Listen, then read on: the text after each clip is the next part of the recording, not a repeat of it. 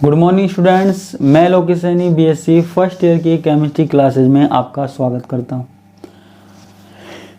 आज की क्लास में हम पढ़ने वाले हैं क्रांतिक आकार और क्रांतिक द्रव्यमान के बारे में। साथ ही हम पढ़ेंगे श्रृंखला अभिक्रिया के लिए आवश्यक शर्तें। ठीक है, कल मैंने आपको चेन रिएक्शन के बारे में बताया था, श्रृंखला अभिक्रिया के बारे में बताया था कि श्रृंखला अभिक्रिया कैसे होती है। ठीक है, आज हम बात करेंगे कि जब भी हम श्रृंखला अभिक्रिया करवाते हैं तो हमें कौन कौन सी बातें याद रखनी चाहिए, कौन कौन सी नहीं रखनी चाहिए। ठीक है, तो श्रृंखला अभिक्रिया के लिए आवश्यक शर्तें हैं, वो जरा हम देखते हैं। चलिए देखते हैं। ठीक है, देखो सबसे पहली बात, जब भी हम श्रृंखला अभिक्रिया करवाते हैं, ठीक है, श्रृंखला अभिक्रिया करवाते हैं, श्रृंखला अभिक्रिया करवाने के लिए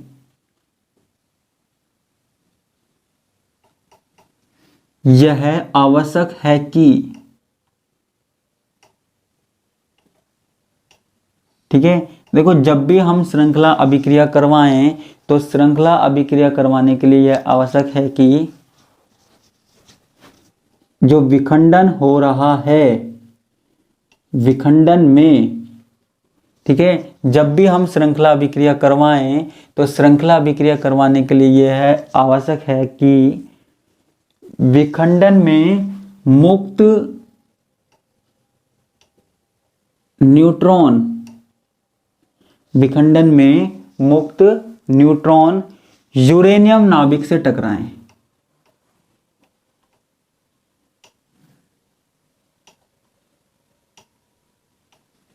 नाभिक से टकराएं। ठीक है, ये बात आपको ध्यान रखनी है। देखो जैसे हमारे पास ये यूरेनियम है तो हमको एक बात याद रखनी है कि जब भी हमारे पास न्यूट्रॉन आ रहा है तो वो सीधा यूरेनियम नाभिक से टकराना चाहिए।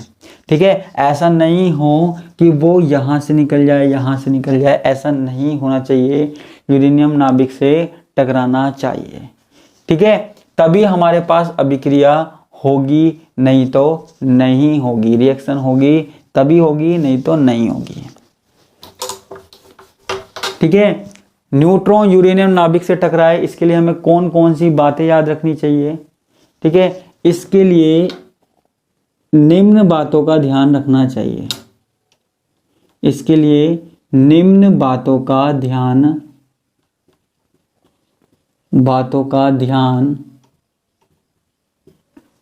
रखना चाहिए।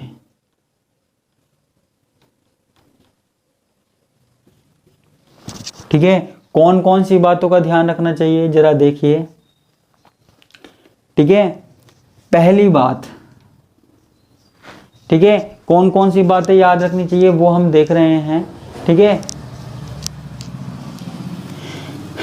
हम जब भी यूरेनियम ले रहे हैं, यो कोई और पदार्थ ले रहे हैं, कोई और नाभिक ले रहे हैं, तो वो बिल्कुल शुद्ध होना चाहिए।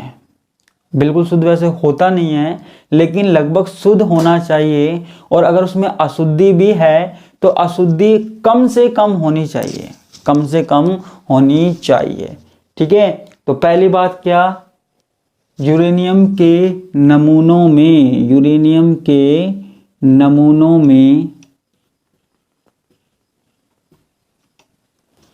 अशुद्धि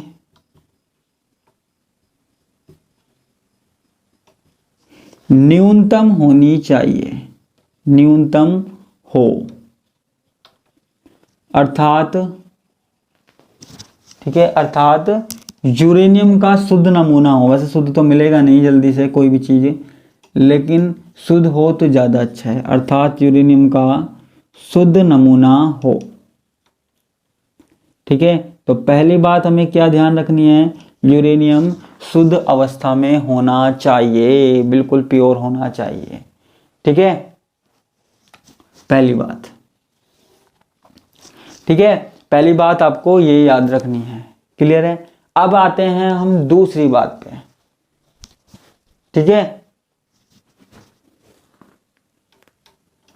देखो यूरेनियम में कोई ऐसी अशुद्धि नहीं होनी चाहिए जो न्यूट्रॉन को अवशोषित कर ले, क्योंकि आपको पता है एक न्यूट्रॉन से एक यूरेनियम विखंडित होता है, फिर उससे 3 न्यूट्रॉन निकलते हैं, फिर उन 3 से 9, 9 से 27, ऐसे घने सारे न्यूट्रॉन निकलते हैं।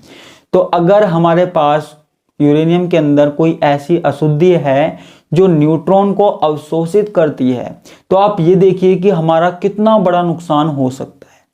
ठीक है, हमारा बहुत बड़ा लॉस हो सकता है, नुकसान हो सकता है। तो ऐसी कोई अशुद्धि नहीं होनी चाहिए जो न्यूट्रॉन को अवशोषित करे। ठीक है, तो ऐसी अशुद्धि नहीं होनी चाहिए। तो दूसरी बात हम यहाँ पे देखते हैं, चलिए देखते हैं। ठीक है, न्यूट्रॉन अवशोषित करने वाली न्यूट्रॉन अवशोषित करने वाली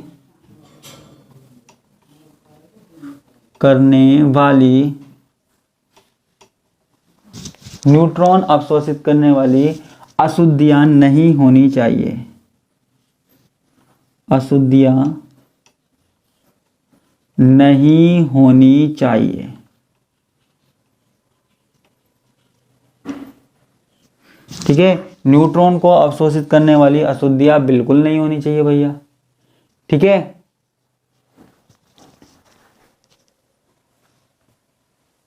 क्योंकि देखो जितनी ज्यादा अशुद्धि होगी ना उतना ही नाभिक क्या होगा, कम विखंडित होगा।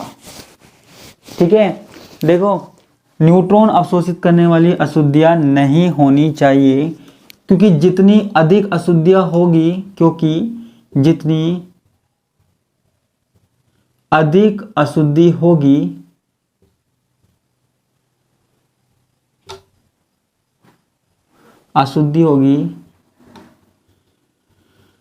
नाभिक का विखंडन उतना ही कम होगा। क्यों होगा? क्योंकि अशुद्धि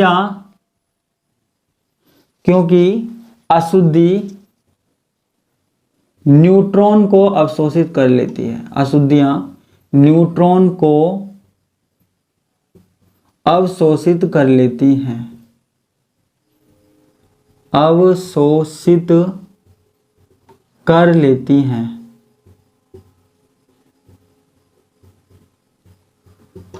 ठीक है, क्योंकि अशुद्धियां क्या कर लेती है, न्यूट्रॉन को अवशोषित कर लेती है। जितनी ज्यादा अशुद्धि होगी उतना ही नाभिक का विखंडन कम होता चला जाएगा। ठीक है, क्योंकि अशुद्धियां क्या करती है, न्यूट्रॉन को अवशोषित कर लेती है। ठीक है, और जब न्यूट्रॉन ही अवशोषित हो जाएंगे हमारे पास, तो फिर यूरेनियम पर टक्कर कौन करेगा भैया? जब हमारे पास न्यूट्रॉन को ही अवशोषित कर लिया जाएगा तो टक्कर कौन करेगा? और जब तक टक्कर नहीं होगी तब तक हमारे पास अभिक्रिया नहीं होगी। ठीक है, दूसरी बात। तीसरी बात क्या याद रखनी है? आकार।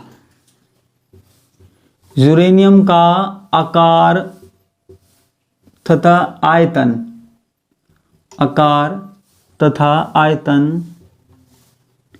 इतना होना चाहिए।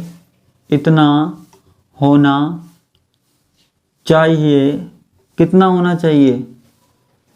ठीक है, यूरेनियम का आकार तथा आयतन इतना होना चाहिए कि न्यूट्रॉन की हानि कैसे हुई?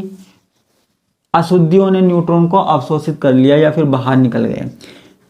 यूरेनियम का आकार अथवा आयतन इतना होना चाहिए कि न्यूट्रॉन की हानि को संतुलित किया जा सके।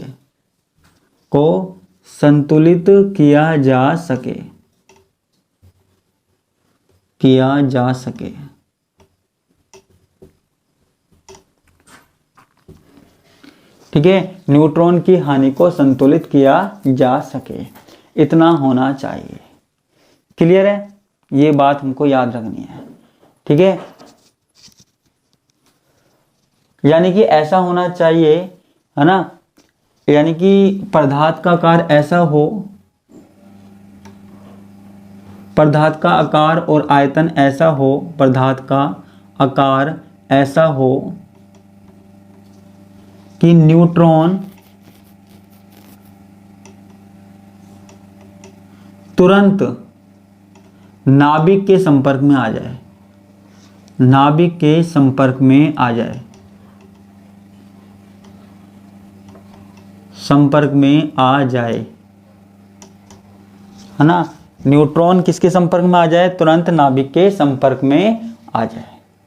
ठीक है, कम से कम इतना आकार होना चाहिए। ठीक है, ताकि न्यूट्रॉन बाहर नहीं निकले, है ना। ऐसा होना चाहिए जैसे ही न्यूट्रॉन निकला वैसे ही वो नाभिक के संपर्क में आना चाहिए। न्यूट्रॉन ना तो बाहर निकलना चाहिए और ना ही किसी और के द्वारा अवशोषित करना चाहिए। इतना तो हमारे पास होना चाहिए, है ना। इतना होगा तो सही रहेगा, है ना। तो रिएक्शन हमारे पास आसानी से होगी।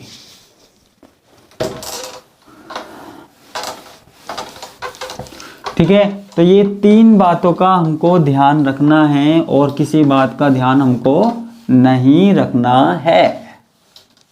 ठीक है, और किसी बात का ध्यान हमको नहीं रखना है।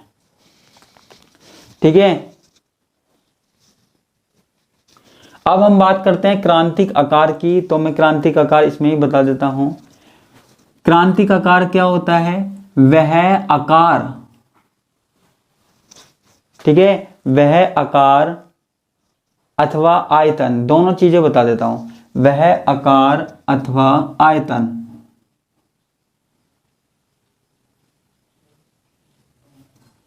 ठीक है, कौन सा? ध्यान से सुनना। वह आकार अथवा आयतन जिससे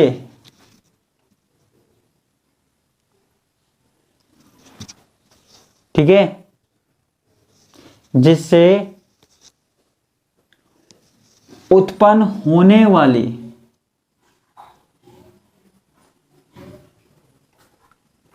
वह आकार अथवा आयतन जिससे उत्पन्न होने वाले न्यूट्रॉन की संख्या,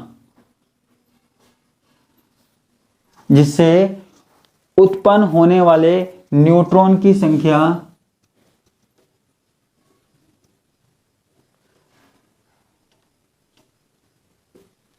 ठीक है, जिससे उत्पन्न होने वाले न्यूट्रॉन की संख्या अवशोषण अथवा उत्सर्जन से होने वाली अथवा अवशोषण अथवा उत्सर्जन से ठीक है, ध्यान से समझने की कोशिश करना। ऐसा आकार या आयतन जिससे क्या किया जा सके? जिससे उत्पन्न होने वाले न्यूट्रॉन की संख्या अवशोषण अथवा उत्सर्जन से होने वाले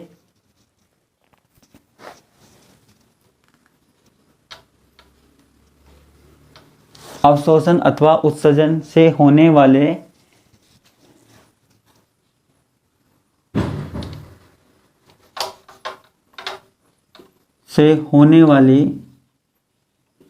न्यूट्रॉन कमी को संतुलित कर होने वाली न्यूट्रॉन कमी को संतुलित कर विखंडन को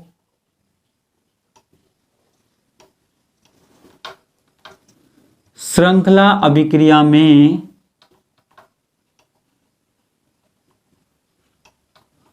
परिवर्तित किया जा सके।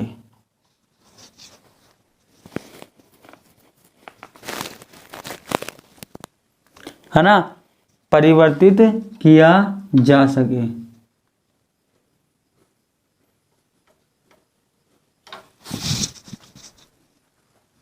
ठीक है, क्रांतिक आकार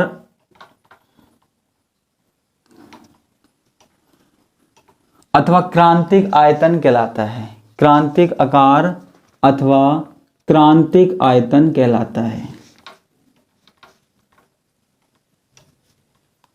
अब इसको समझने की कोशिश करना, है ना। देखो जो हम परमाणु ले रहे हैं उसका आकार अथवा आयतन कम से कम इतना होना चाहिए, आयतन कम से कम इतना होना चाहिए जो न्यूट्रॉनों की हानि को संतुलित कर सके, जो हमारे पास न्यूट्रॉनों की हानि को संतुलित कर सके। मान लीजिए न्यूट्रॉन बाहर निकल गए, कुछ न्यूट्रॉन बाहर निकल गए, कुछ न्यूट्रॉन अशुद्धि वाले पदार्थों के द्वारा अवशोषित कर लिए गए, तो जो हानि हुई है ना उस हानि को संतुलित कर सके, है ना। पदार्थ का इतना आयतन होना चाहिए कि वो संतुलित कर सके, ठीक है। तो ऐसा जो द्रव्यमान है, वो ऐसा जो आकार है, आयतन है, वो क्या कहलाता है? क्रांतिक आकार और आयतन, ठीक है। इसी प्रकार किसी श्रृंखला को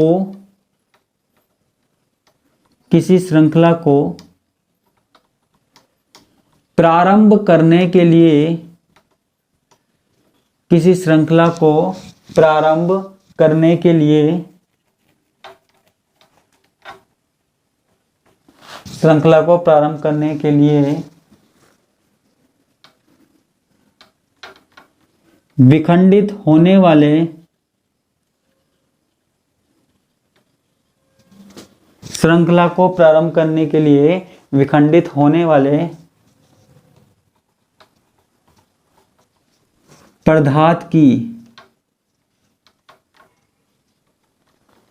आवश्यक न्यूनतम मात्रा, आवश्यक न्यूनतम मात्रा को क्या कहते हैं? क्रांतिक द्रव्यमान कहते हैं, क्रांतिक द्रव्यमान कहते हैं,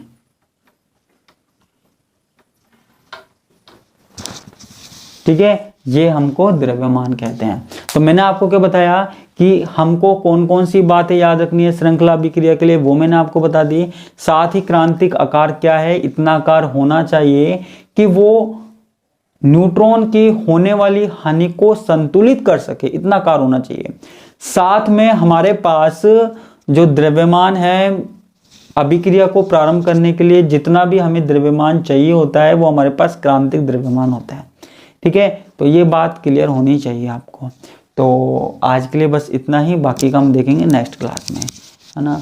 तो थैंक यू।